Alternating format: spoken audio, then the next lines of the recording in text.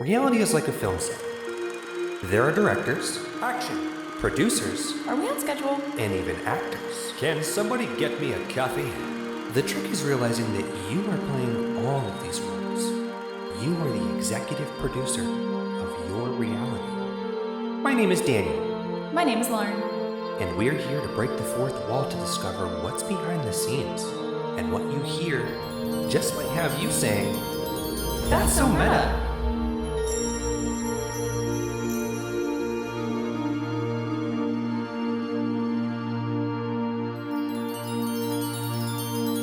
Welcome, everybody, to That's So Meta, where we discuss the mystical, magical, and metaphysical. Our set is back to normal. Here we are. We had a spooky Halloween episode. We had a nice little set Miss Lauren built. We're back at it again. Here we are. This episode gonna catch you up.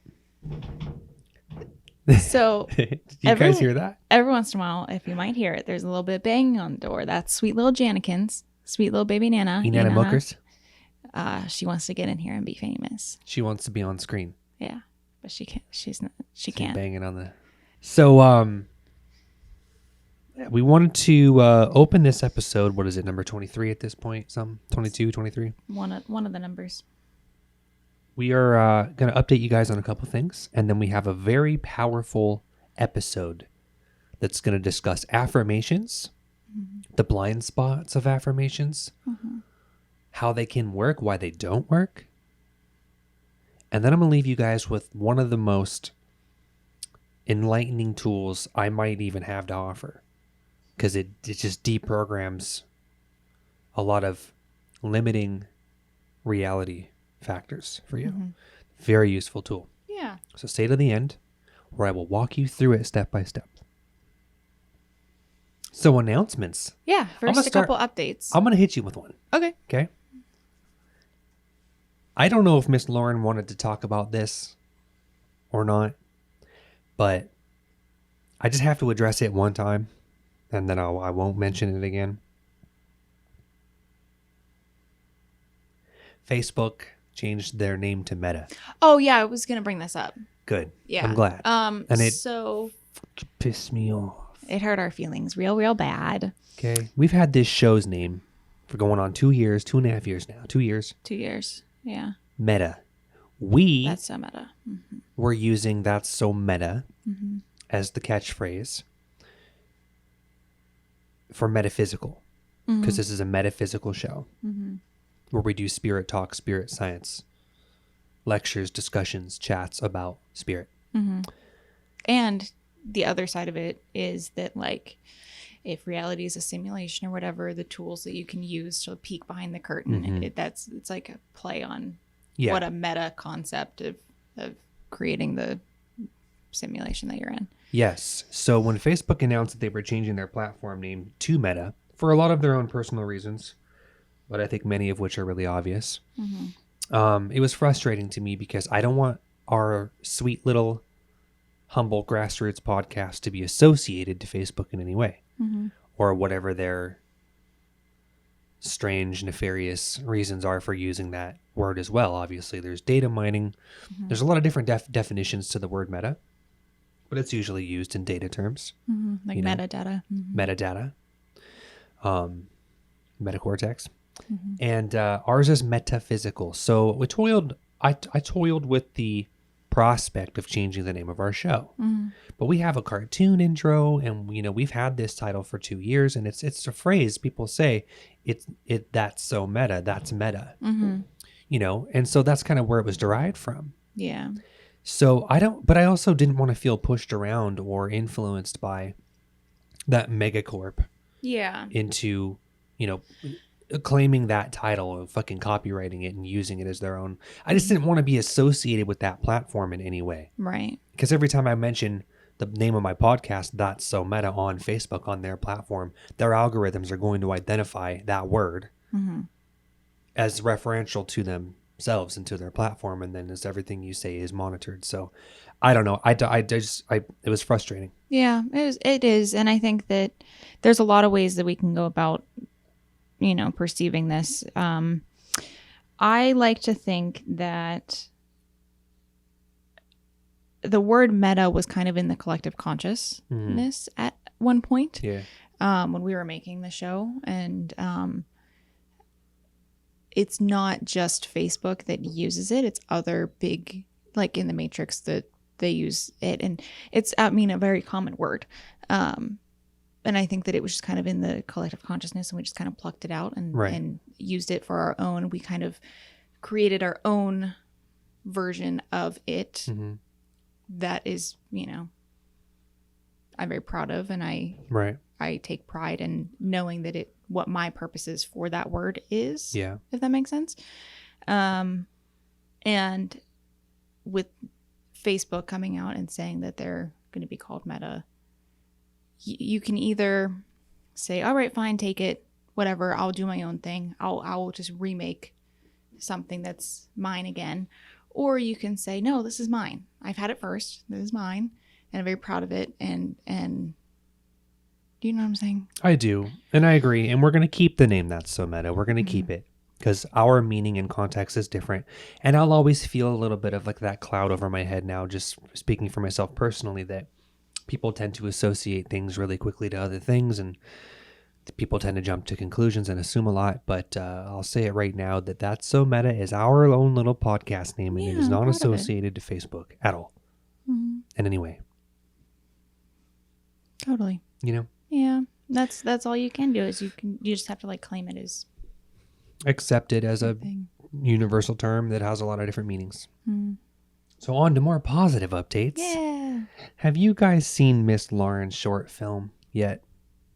It's called Holbrook, and we mentioned it on the last episode, maybe the episode before that.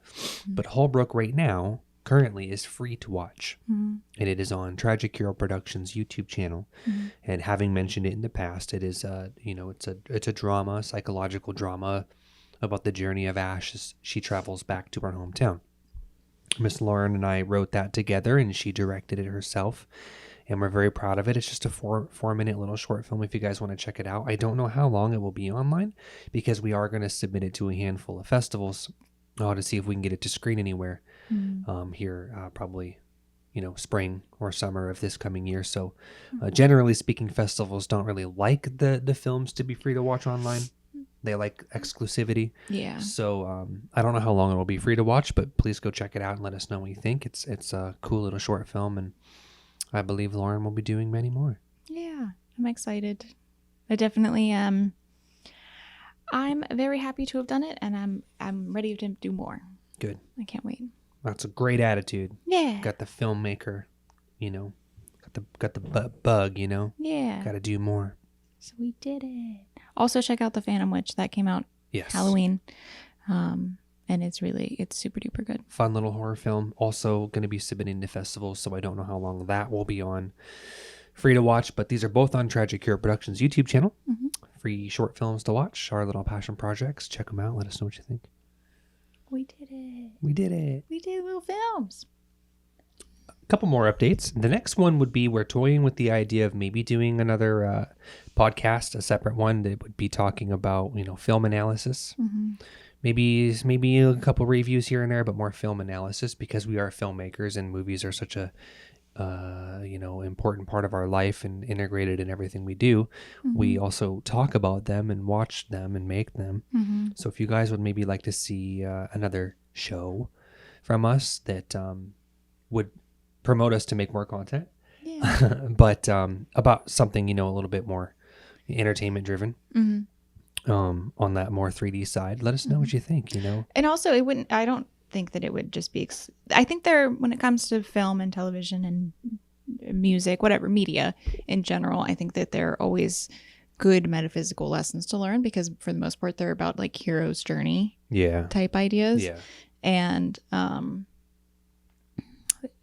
everything is created with a theme, or if it's good, it has a theme. And so it'd be fun to kind of get down to brass tacks, and then you could go on to philosophy when you talk about it. You don't know. You don't know what you're going to get into when you're watching a film. Yeah. So I think that would be fun. Cool. Let us know what you think. If you guys want to see something like that, we would be interested in exploring that idea. I love talking about movies. You're good at it too. I like That's why them. you're a writer. I like them. You That's like why we movies? have an episode where I was just talking about Degrassi the whole time. Because I just like talking about movies and TV. And other news. I just wrapped last night from now, I just wrapped season 2 of Celestial Oddities Pair of Normal Guys. That is my second podcast with my buddy Frater Crow, aka Garrett Jagaman. And that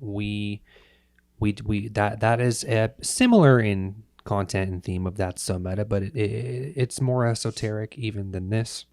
Mm-hmm. More paranormal, more supernatural, and we do call-in episodes and things like that on that show. And so we finished season 2, and we're going to take a little break, a little hiatus, and then come back strong in January of 2022. Mm-hmm. And we're going to have a new commercial advertisement for that show, and we're still working on a documentary that's going to come out that is attached to the show.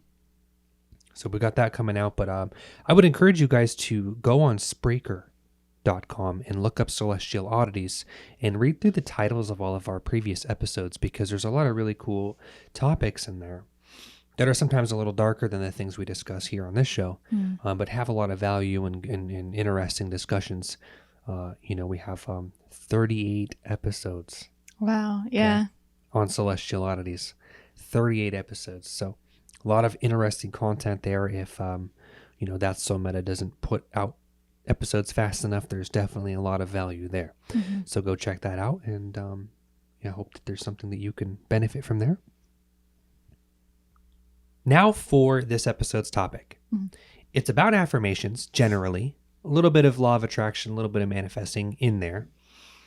And then, like I mentioned before, we'll move into, a tutorial on this. But Miss Lauren and I were chatting the other day because a show that we like to watch. Surprise, we're talking about a show now. Hey.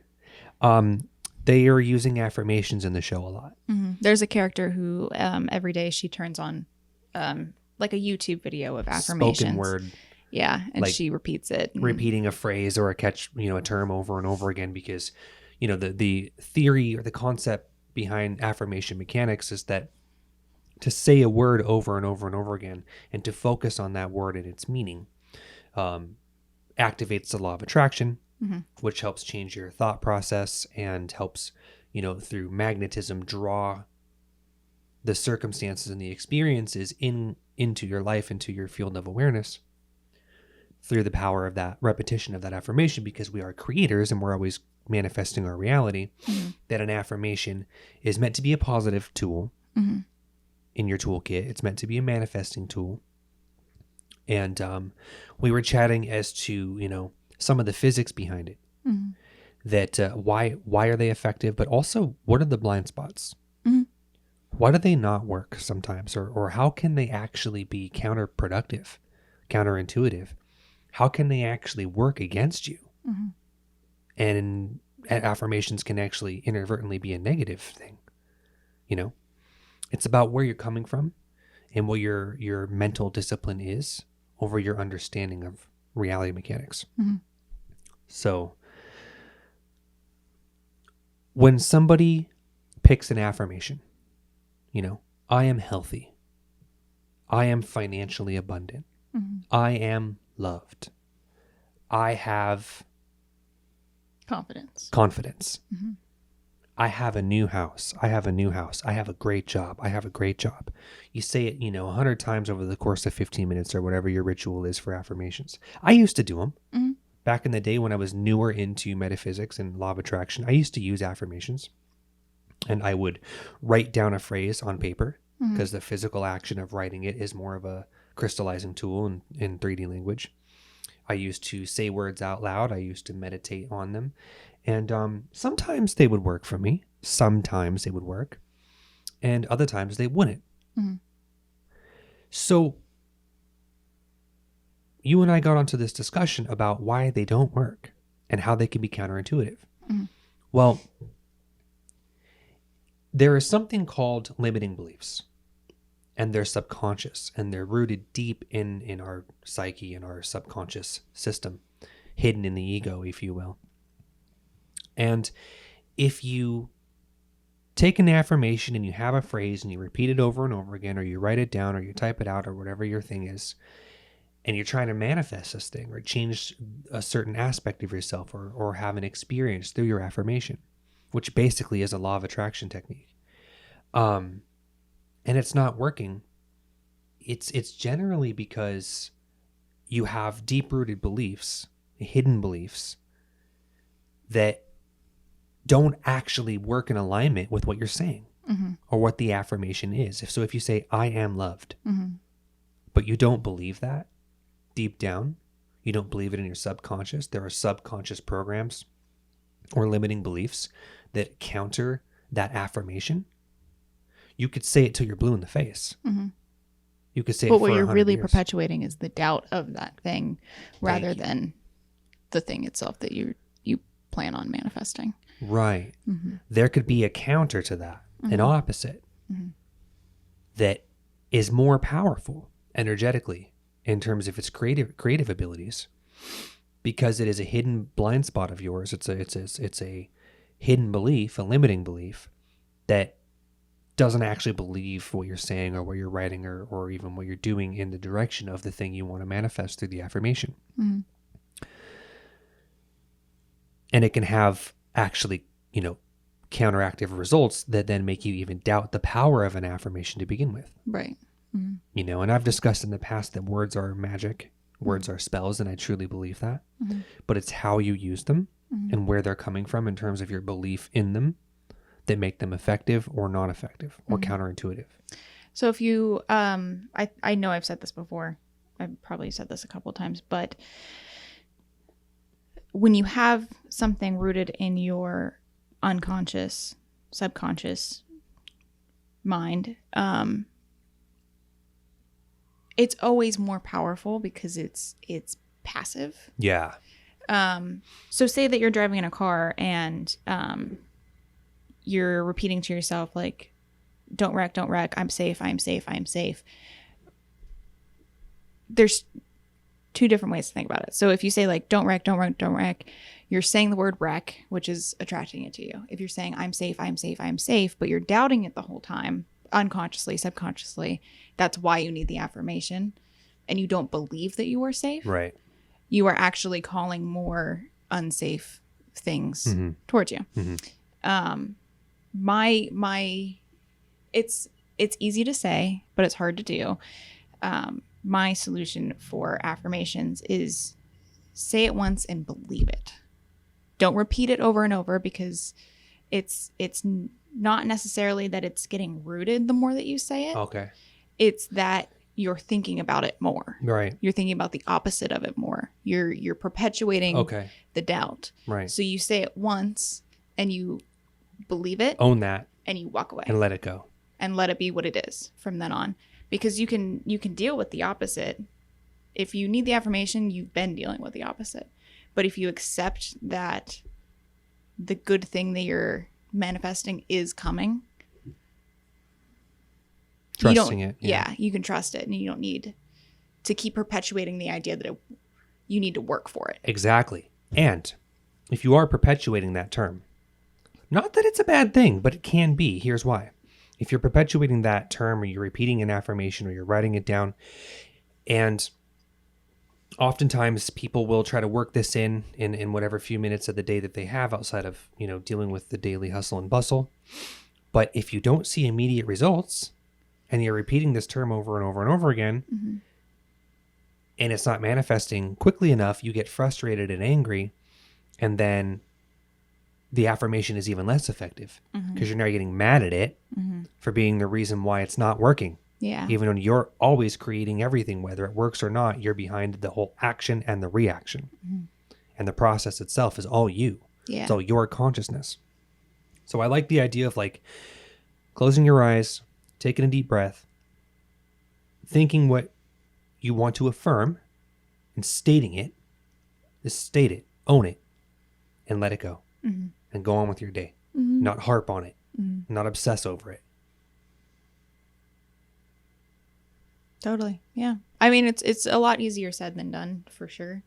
But once you do it once and you know what the feeling is of, like, setting it and letting it go, it becomes more easy to achieve that, I think. Yeah. it gets like a rhythm, like a flow, and it becomes easier. And it's still deliberate creation. It's just not being like obsessive about it and then getting angry that it isn't happening fast enough or exactly the way that you've been affirming it. You know, because that's another thing, a blind spot about affirmations is you'll get into a habit of saying this thing over and over and over again. And you get stuck in your head that it needs to be exactly the way you're saying it. Yeah. But that's not the way creation works, because creation works in metaphor and symbolism, and it can come to you in a lot of different ways too, whatever it is that you want. So, yeah. And I think there's also power in, just as a side note, I think there's also power in if you're constantly facing a issue or dilemma or thing that you want to, like a hurdle you want to get over. There is also power in trying to see where the lesson is, where the shadow is there, and clearing that out. yeah. As rather than bypassing it altogether. Right. Because sometimes there are things in your life that you want to you just want to get rid of them. Right. You're tired of dealing with them. You want to get rid of it, whatever it is. And, but sometimes it's because there's a lesson there or shadow work that truly does need to get worked on. Exactly. And I can help with that, which is a perfect segue into this tool, this exercise that I want to teach. Very powerful. It's going to dig out those blind spots, those shadows, those negative beliefs, and help people face them, process them, release them, so that you do believe your affirmations. And you do own it when you say it. And not just saying that, telling yourself, but knowing it, being it, right? Yeah. Powerful exercise. So check this out, guys. This might be one of the most powerful tools that I can teach you in all of my repertoire. Because all of our physical reality is based on our belief systems. And that is why the things that we're taught at an early age are so important. And that's why we are slammed with information and ways of life when we're kids, which sort of dictates these belief structures and how they work later in our life. Let us begin. There is something called possibility parameters, which come from programming of science, physics, politics, religion. Many factors will program the subconscious belief systems that we don't even know are there, which create self-imposed limitations on what we think is possible for ourselves. Imagination is a real realm, just like ours, but they are separated by our consciousness and points of attention. Right now, we are focused here in our 3D bodies. Astral realms are in a totally different point of attention, but we can bring our imaginations to life through visualizations, meditation, and focus. Here is that powerful tool that I was telling you guys about that will deprogram limiting beliefs hidden in your subconscious so that you can create and manifest more for yourself. So this is the tutorial that I'll walk you guys through, and you might actually want to write this down as I say it. Write it down for yourself and then go for it, privately in your own free time, because you will have to do this exercise many times, several times, and you'll have to do it about every single thing that you want to experience. This is because limiting beliefs, or what I call here earlier, possibility parameters. Okay, that's even a new term to me that I'm loving that big time. Is they will hide in blind spots, and you will have different limiting beliefs about literally everything that you can do in your life. Whether it's changing jobs, finding a new romantic partner, just going to the kitchen or going to the bathroom, there are any action you can take could possibly have hidden limiting beliefs that create possibility parameters. Okay? Super important that we understand that as we go into this. All right, guys, so here is this tutorial. What you're going to do is to clear negative beliefs is you're going to ask yourself a series of questions, and then you're going to sit and answer them to yourself. So this is all about you. If you want maybe a partner to help you, you can have a partner answer you the questions, but you kind of need to be in a private space so that you can hear what your inner voice says to you about the answers, and then you can process them accordingly, because it's really simple, guys. It's a really basic exercise, but it takes a lot of discipline to accept the answers you're going to have. Yeah, you have to be open and honest with yourself. It's all about the self. Okay? I'll quit hyping it up. Here we go. So step number 1. Let's say you want to get a new car, or you want to get a new job, or you want to inherit money, or find a new romantic partner. Whatever it is that's pertinent to you, apply that. Pick something. It could be big or small, but maybe start small.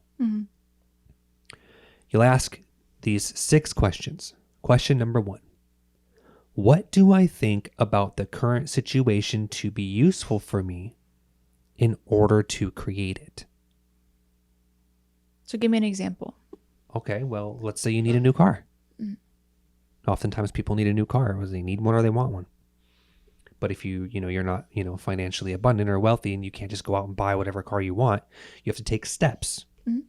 There's a process of getting the new car you want. Absolutely. So let's say you want to get a new car. What do I think about the current situation to be useful for me in order to create it? So why do I need the new car? Why would I benefit from it? Why do I want this new car? Okay. Question number 2. What will I learn from this situation as it is? I would not have learned if exactly the situation had not occurred. So this is more situational and less about wanting to obtain an object, but they're interchangeable. Okay. So you're in a situation right now where you need a car. So why do you need a car? How is it relevant to you that you need this particular car that you want? You're going to be getting answers when you ask yourself these questions, whether it's about a circumstance or obtaining a physical thing. You're going to get answers. So would I be correct in interpreting that second question as, say, for instance, I need a new car? The second question would be something along the lines of, what am I learning now that I do not have the car that I want? Yeah. Okay. Yeah. Third question. What should I think is true in this situation? What fixed idea should I have to feel the way that I feel? So that's a really good one, actually. Let's say you're in a situation where you work a day job and you need this job to pay your bills, but you don't have a vehicle right now. You just don't have a car. So you're borrowing rides, you're getting Lyft, you're getting Uber, you're getting taxi. What should I think is true in this situation? What fixed idea should I have to feel the way that I feel? In regards to your current situation, or the one that you were hoping for? The current situation that you're in right now. Okay. So basically, I think this tutorial is designed to help you change your situation, right? So in this scenario, we are a person that needs a car desperately. Right. So in that question, repeat it one more time. What should I think is true in this situation? Or what fixed idea should I have to feel the way that I feel about it? So, for example, the answer to that could be, I am undeserving of a nice new vehicle. And that would be the answer. Okay. Yep. Question number 4.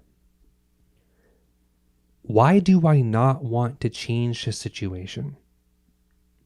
For what reason? Now, that's a powerful question. You're obviously thinking to yourself, what, are you fucking crazy? I need a car. I want a car. If I got a car right now, I would love that. Right. I'd be very happy. But you don't have a car right now. That's the problem. These questions are designed to dig out hidden, deep-rooted beliefs, limiting beliefs that are actually the cause and perpetual source of your lack. Yeah. Because anybody asking these questions is in a state of lack, because you are asking to change a situation or to receive a thing that you don't currently have, that you need answers for, that you need a change in your life. Well, we can change anything in our lives, but you have to dig out the limiting beliefs that are holding that from us, holding us back from it. So I'm going to ask this again. Number 4. Why do I not want to change the situation? For what reason? Okay. That's a great question. Because you might think to yourself, oh, well, that's stupid. I want it. Yeah. No, actually, why don't you ask the question and sit with it? Yeah, because you're a creator being, and if it's something that you are chasing after but not receiving, are you Holding ready yourself. to do it? Right.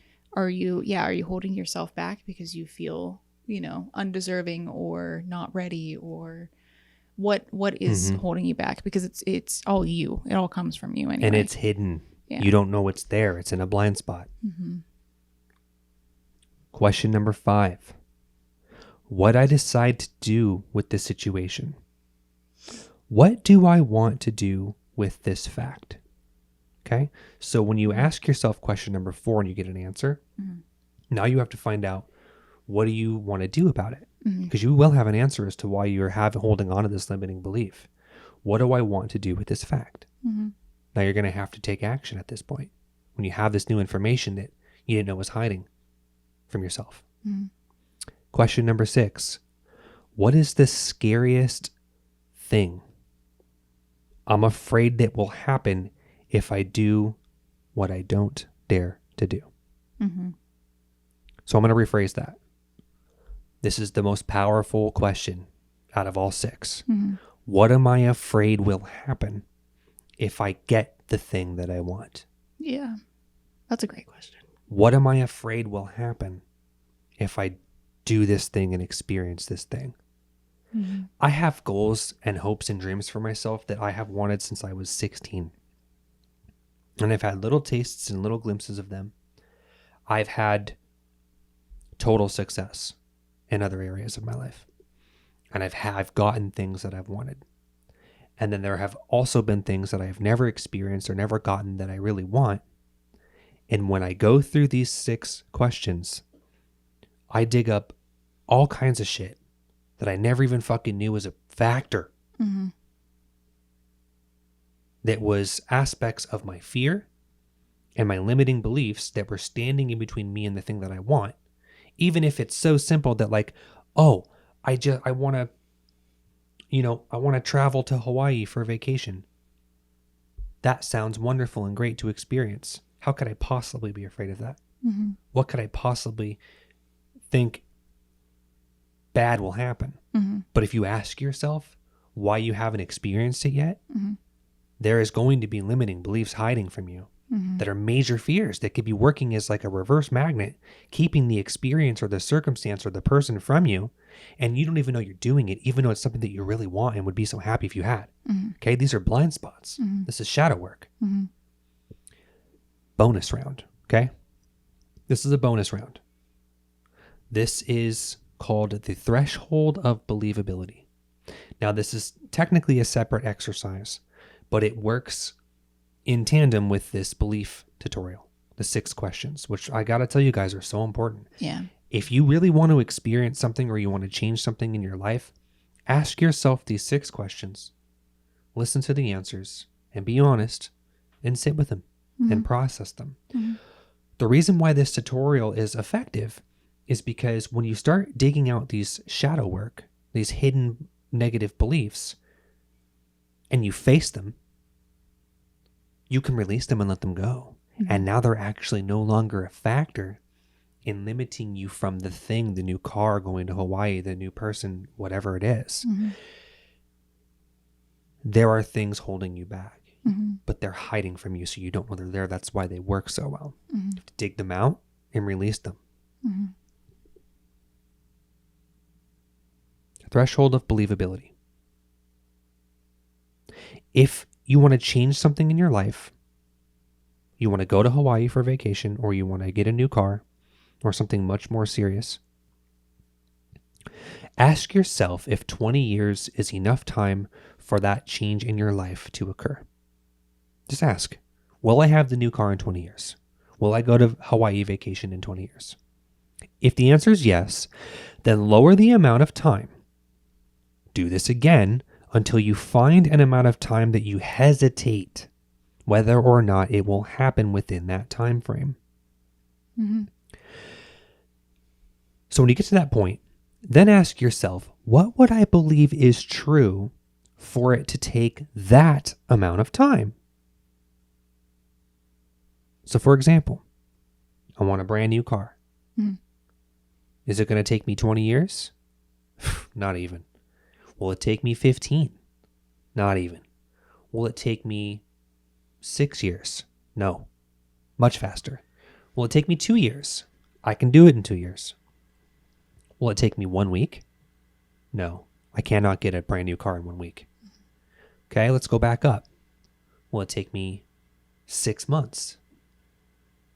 Yeah, I could do it in 6 months. Will it take me 2 months to get a brand new car off the lot? No, I don't think so. Will it take me 3 months? Yeah, it'll take me 3. I could do it in 3 months. Okay? Now we have a point. This is coming from your own belief structures that are dictating why you feel like it's going to take you 3 months to get a brand new car off the lot.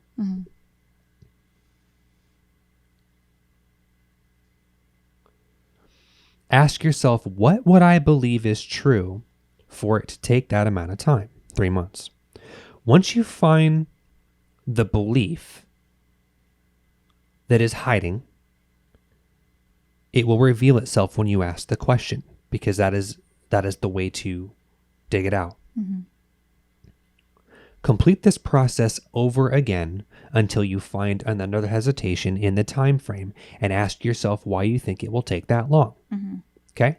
So if you say it'll take me 3 months, 3 months. You say, I believe that because I won't have enough money for the down payment. I need X amount of money. Yeah. That I don't have currently.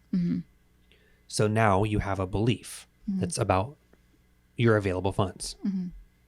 So you investigate this, and then you say, well, I know that I have this much now, which isn't enough for a down payment to walk off the lot with. But I bet you if I traded in my current car and I borrowed a little bit of money from mom and dad or brother and sister, I bet you I could probably get the rest of the money for the down payment that will walk me off the lot. So then you ask yourself again, how long will it take me? Now that you've investigated that money belief, you say, oh, gee, do the math. Will it take me 2 months? Close, but probably not. Maybe I could probably do it in 2 months, to be honest. Why will it take you 2 months? What do I believe to be true about it taking 2 months but not 1? Sit with it. And then suddenly a new belief will come up, a new limiting belief. And they're always negative, fear-based limiting beliefs, because those are the only things that are holding you back from progress. And you'll say, well, I know mom and dad can't cut me a check for at least this amount of time, and I have to get my car fixed and detailed so I can increase the value of it to sell the car and increase its trade-in value. I can't do all that for 60 days. But then you say, well, I know that I've, I just take the car in and get it all fixed and detailed right now, and let mom and dad know that I really need this. I really want this new car. I could probably do it in a month and a half. I could probably get, to be honest, like there's no reason why I can't get the car fixed and detailed this week. Yeah. Matter of fact, I know I can. Brother's a mechanic, details $100. So that might seem simple, but you didn't know all that until you asked yourself the questions and you went through the process so that you could look at all of the limiting beliefs and actually investigate them to see how limiting they are, how detrimental they are, how heavy they are. So now I've realized, I've dug up that okay, I can get the car detailed and fixed in a week. And I know if I tell mom and dad right now, I need X amount of dollars for the rest of my down payment, I know that they can, pull it out of savings and come up with it or whatever, within the next 30 days, Now all of a sudden you're sitting there looking at I could probably do this next month. But you have to sit down with the limiting beliefs. I dig them out, find out that they're there, because they are there. That's why you don't have the thing, the person, place, or the thing that you want. And then if they're nonsensical to you, then your brain just lets them go. You're like, oh, I didn't even really know that I was thinking like that. Yeah. But that's not really a big factor. If I really sit down and go through the process, I let go of all the limiting beliefs and the fear-based aspects of what it takes to get this car in X amount of time. Now ask yourself again, how long will it take me? And you're down to a month, 30 days. Mm-hmm. So when you clear all the beliefs, all the time that is left is the time that is necessary for you to experience what you need to go through in order to reach that goal. I will read that for you again, okay? Because the process is the journey, guys, not the destination. I know it's so new agey and so old and played out, but it really does help to accept that. When you clear all the limiting beliefs, all the time that is left is the time that is necessary for you to experience what you need to go through in order to reach that goal. That's the process. Bonus tip. Once you've gone through all 6 of those questions and you've now identified all your fears and your limiting beliefs that are creating parameters, possibility parameters, okay? And then you go through the threshold of believability test, which is putting a time frame to the thing you want to experience in those 6 questions. Mm-hmm. Bonus tip. You can go through the whole process. Now you have an objective goal and it's all lined up and you're taking action. You're going through the process. You're doing the steps. After some time has passed, ask yourself again. Go through the threshold of believability test again and ask again, how long do I need to experience this thing? And you could do this a week from now or even 3 days from now. And you might actually dig up more limiting beliefs, smaller ones that are really big impact that you can dig out, identify, resolve, and release. And then that month, that 30 days could actually turn into 3 weeks. What I like about the threshold of believability exercise, the bonus round, is that you're putting a time frame on it, so you're holding yourself accountable. Yeah. And you have, a working due date, but also it forces you to problem solve anything that's outside of yourself while working on yourself. So like, rather than saying, oh, I don't think I deserve a new car, you could say, I do. So how do I get it? And rather than entirely focusing on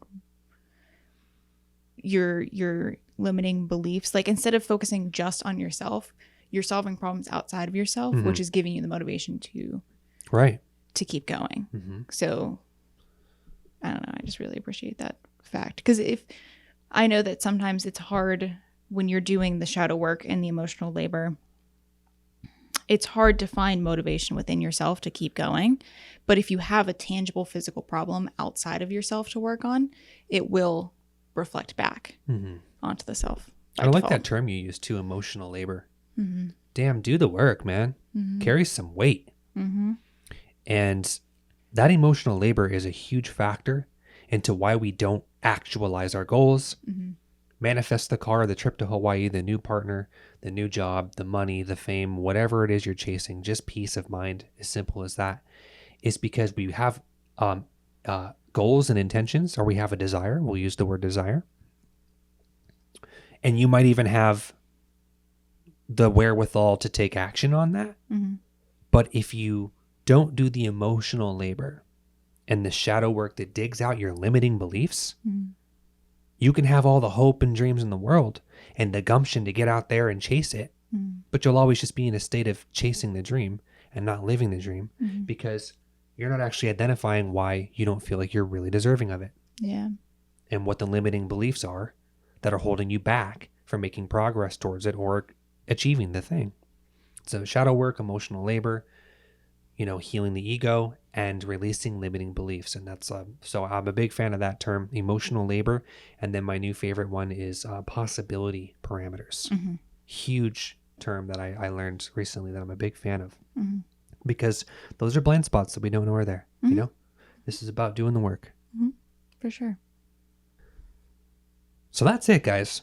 Let us know if you use these tools, if they're useful to you, if they're effective. I can tell you that I have used both of these, and they are powerfully effective. Yeah. But I am human and I don't always have the discipline to keep doing it. And I slip back into like autopilot where I'm kind of just like wanting and not doing this shadow work. But let us know if it works for you. Yeah. I think they're great questions. Powerful to digging, And self-exploration. they're, in my opinion, more effective than an affirmation because you're getting to the root Right. of the problem rather than just skating past it. Trying to like use toxic positivity to Yeah. overwrite all of this shit that's hidden within you that's keeping you from the thing. Yeah. Let us know if you guys would be interested in seeing a second show out of us. I know that we're slow to do that. So meta, it's maybe an episode a month, but we would be able to do 2 episodes a month if we had a second show. But if you're interested in that or not, let us know.